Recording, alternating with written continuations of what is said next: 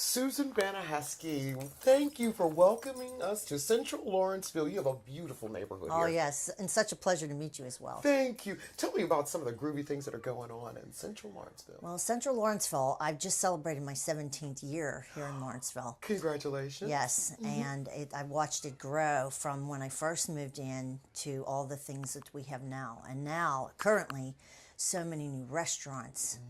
And we still have our Lawrenceville Art All Night project that I was initially involved with. This will be our Sweet 16, our 16th year. Congratulations again. And Happy that's birthday. a lot of fun. We're working on improving Arsenal Park. There's a group, Friends of Arsenal Park. We're trying to refurbish Arsenal Park back to where it was in the day. Wow. The tennis courts, they just recently had an Easter egg hunt, and with a lot of kids, a lot of families, because it's just such a great park. Is that one of the things that attracted you about Lawrenceville, that it was family-oriented, community-oriented? Well, at the time, when I moved here 17 years ago, the only attraction I had to move here was a friend of mine bought a home on 45th Street. And I had, about 20 years ago, and I had helped him do some refurbishing of the home. So then when I went to look for a house, because I lived in the antiseptic suburbs, I said, I want to live in the city. I know. So I looked at many homes here, and I got a nice fixer-upper, reasonable price, and that was the main thing that drove me here. But then I realized all the potential through the diversity of the neighborhood, and that's what I like the most. It's so diverse with age groups, ethnic backgrounds, socioeconomic backgrounds. The age is what I love the most, because at Art All Night you have like the teenagers, the little kids, and then you have the grandmas rocking out to the local bands. Oh, I love that. So it's, yeah, and that's what I love about the neighborhood. And they're very open here. They just accept you. Yeah.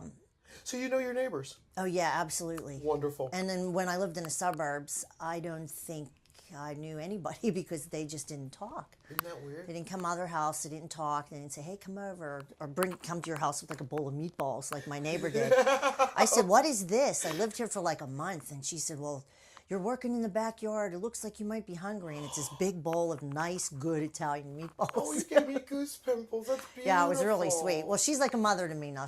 I call her my Lawrenceville mother. That is beautiful, Ma Lawrenceville. Yeah, she's. Where do you see Lawrenceville 25 years from now? Well, I see it growing, and I want to see it growing at a steady pace, not too fast, because you have to take control of what moves in, and not control, but monitor it. You don't want to grow too big too fast. Just a nice, easy. The pace that it's been going now is very, very good. Very comfortable. Very comfortable. Yeah, very comfortable, the pace that it's growing now. If you were to look at another neighborhood in Pittsburgh, and you saw something you liked about it or didn't like about it, and you wanted to maybe emulate or you admire, what neighborhood would that be and why? Well, parts of Squirrel Hill I like because of the cohesiveness of the people that live there. And I think we have emulated that. We could always get better. I think every neighborhood could get better, and I'm sure they have issues too. But to just keep that with having the people in the neighborhood involved in the neighborhood, making the decisions, not leaving it up to the politicians they elected or someone else, just to really get involved, volunteer, know what's going on in the neighborhood. And that I'd like to see keep happening in Lawrenceville. Because it's already starting to happen. You'd like to keep that. It's beautiful.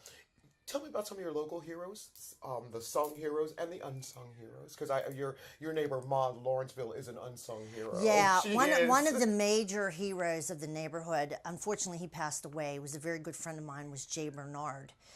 He started the J Design soap store down on Butler Street. Oh, okay. And he was just a pivotal force in the neighborhood of making the businesses what they are today. I mean, he was a pioneer.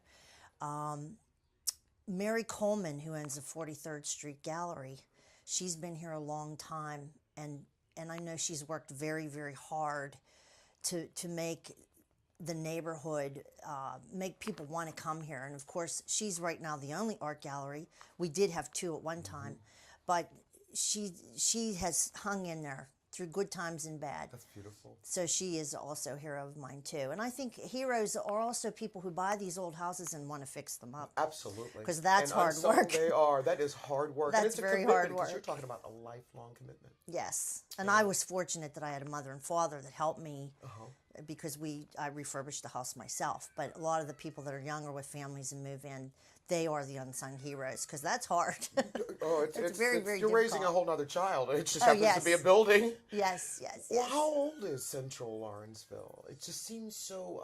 I got that feeling that it's rich. It's been here for a while. Like Well, this is the home of Stephen Foster, Right. so it's hundreds of years. hundreds of years. Yeah. And yes, and a lot of that history is still here because we still have doodah days at the Arsenal. At the cemetery.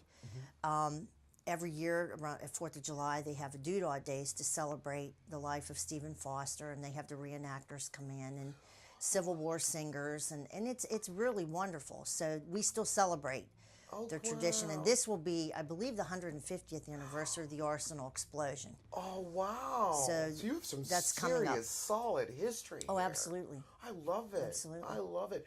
If you were to welcome somebody in from, say, out of state, where's the first place you take them in Central Lawrenceville? Down in the business district. Well, probably first to come to my house to eat. All right. I'd All probably right. feed- You're going to be the I'd future probably- Ma Lawrenceville. I'd probably feed them first. And have like a little party, which I've done that for people new in the neighborhood so that they can meet just some core people. So even if they just saw them on the street, they'd memorize, remember who they were and say, oh, I remember you. I met you at Susan's house. But then I would take them down in the business district, probably to an art opening. Do the Lawrenceville stroll. Yeah, Lawrenceville stroll. And then just meet people, because a lot of my friends have businesses down there. Wonderful. Yeah, I think that would be fun. You know what, Susan? I have truly enjoyed talking to you. I've enjoyed talking with you as well. And you know what? You tell Ma Lawrenceville that we bless her because you're going to be our future Ma Lawrenceville. Oh, I hope so. Thank you Thank you so much. You.